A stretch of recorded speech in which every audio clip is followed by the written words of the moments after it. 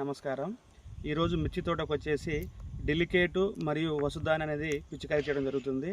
ఈరోజు కోరోవీటా కంపెనీ వారిది డెలికేట్ అనేది స్పెనోట్రియం 11.7% WSC రూపంలో లిక్విడ్ రూపంలో ఉంటుంది.